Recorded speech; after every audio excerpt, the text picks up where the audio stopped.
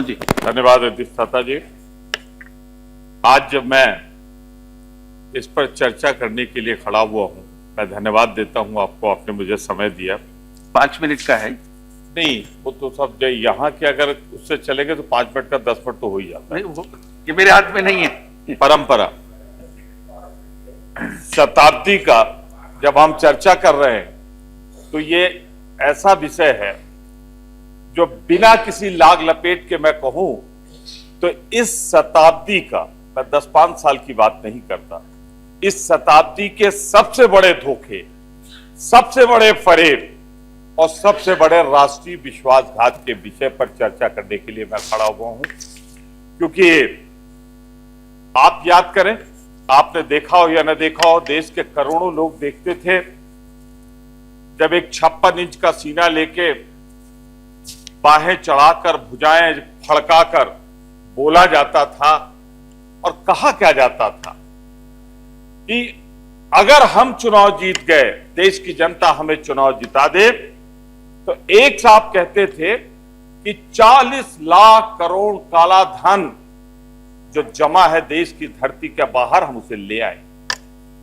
दूसरे साहब कहते थे, जो इस समय इस देश में नहीं है, काठमांडू में है प्रधानमंत्री जी, वो कहते थे 70 लाख करोड़ लाएंगे, 85 लाख करोड़। और एक बाबा जी गिरवे कपड़े पहनते थे, तो उनकी बात पे लोग थोड़ा विश्वास कर लेते हैं।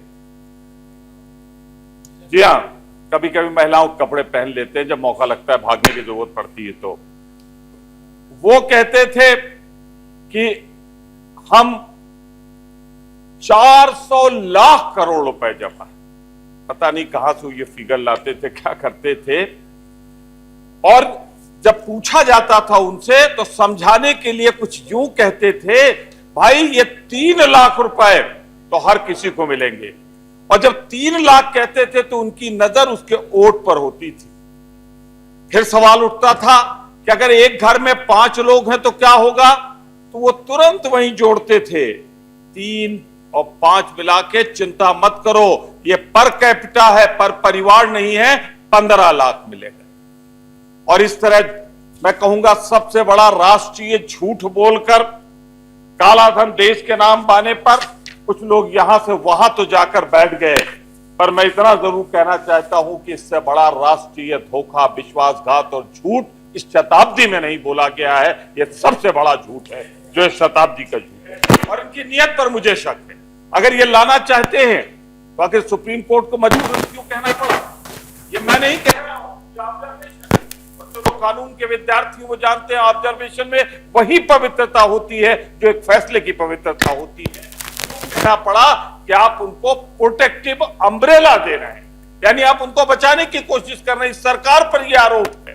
मैं आपसे कहना चाहता हूं कि अगर इनकी नीयत ठीक थी तो अभी बर्लिन में ओएससीजी का सम्मेलन हुआ, जहां काला धन वापस लाने पर बात हो सकती थी, इन्होंने अपना प्रतिनिधि क्यों नहीं भेजा वहां पर?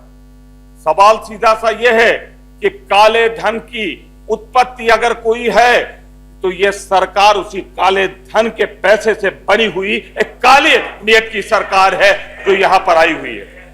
और यही नहीं, सरकार बनने के बाद भी, इसीलिए जब ये जाते हैं बाहर तो इनका इंतजाम सरकार नहीं करती, वही काले धन वाले लोग भीड़ इकट्ठा कर देते हैं जहां कहा जाता है बड़े लोकप्रिय हो रहे हैं।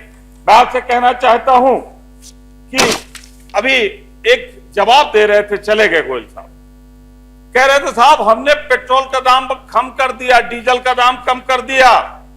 मैं कहना चाहता हूं, मैं पूछना चाहता हूं उनसे, कम किया या मुनाफाखोरी कर रहे हो? मैं आरोप लगाता हूं कि अभी कुछ दिन पहले तक $130 पर बैरल पेट्रोलियम प्रोडक्ट्स के दाम थे दुनिया के बाजार में, आज घट के $80 पे आ गए, यानी लगभग $50 प्रति बैरल कम हुआ है। और आप 2 रुपए 3 रुपए कर रहे हो। अगर कोई व्यापारी करता तो मुनाफाखोरी का जुर्म साबित करके एक्ट लगा के आप उसको जेल के अंदर कर देते, और आप खुद मुनाफाखोरी कर रहे हो। सरकार तो जनहित कल्याणकारी होती है। आपकी सरकार पर मेरा इल्जाम है कि आप मुनाफाखोरी कर रहे हो, और विश्वास पूर्वक आंकड़े के साथ आपसे कह रहा हूं। मैं आपसे ये भी कहना चाहता हूं कि आपकी नीयत, आप डिले क्यों कर रहे हो, आप विलंब क्यों कर रहे हो। ये एक रिपोर्ट आई थी, शायद गोपीनाथन रिपोर्ट थी या गोपीनाथन रिपोर्ट, उसमें किसान पत्र को, जिसमें बहुत से ब्लैक मनी को व्हाइट मनी करने के लिए लोगों पर आरोप लगे थे, तो उसे रोकने को कहा गया था। और आपकी सरकार ने उसी रिपोर्ट को फ्लाउट करके, उसी रिपोर्ट के खिलाफ जाके आप किसान पत्र इसलिए जारी करा रहे हो दोबारा कि आपके इर्द गिर्द जिनके चंदे से आपकी सरकार बनी है, जिनके ब्लैक मनी से आपकी सरकार बनी है, जिनकी उत्पत्ति हो आप, उनको बचत करने के लिए आप किसान पत्र दोबारा ला रहे हो। यह मेरा आप पर आरोप है। मैं आप पर एक चीज जरूर कहना चाहता हूं कि आप प्रधानमंत्री बन गए हो। अरे आप क्यों, अब तो हो गया, जो पेंशन वगैरह होना था, आप चिंता न करें, आप उधर देखें। मैं आपसे एक आग्रह करूं, समय हो रहा है पूरा आपका। 2-4 मिनट, 2-4 मिनट नहीं, एक आध बात कर दीजिए। 3-4 मिनट। मैं सिर्फ एक चीज कहना चाहता हूं, जब बोल रहे थे, 6 मिनट बाकी है, 5 मिनट आपको मिला है। अब मुझे बोल तो लेने, जब मुझे बोल तो लेने, बोलिए ना। मैं सिर्फ इतना कह रहा हूं बोलना कि जब ये कह रहे थे हम 100 दिन में वापस लाएंगे, तो क्या आप पढ़े लिखे नहीं थे? क्या आपको मालूम नहीं था इंटरनेशनल ट्रीटी है? बेकारी 6 महीने क्या हिसाब ले रहे हैं हम? अरे हमें हिसाब देना है तो 19 से 98 से हिसाब दो। तब 13 दिन की सरकार, 13 महीने की सरकार, 6 साल की सरकार आपकी थी, तब काला धन वापस क्यों नहीं लाए? इस 6 महीने को भी जोड़ लीजिए।